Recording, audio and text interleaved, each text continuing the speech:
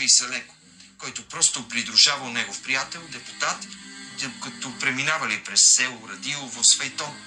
Жителите на Радилово обаче били на нож с съседите си от Пещера заради собствеността на гори и спорове, прерастващи в кървави свади. Затова няколко радиловци решили да вземат нещата в свои ръце и да убият депутата Такев, Алековият приятел. Срещу няколко лева в аванс, през 1897 година двама радиловци стрелят по файтона с депутата, но убиват Алеко. Така, дами и господа, бай Ганьо убива своя създател за шепа жълтици. Ако направим тази алюзия с известната илюстрация на Илия Бешков, която виждате зад гърба ми в момента. Това се случва 2 години след убийството на Стефан Стамбулов в центъра на София.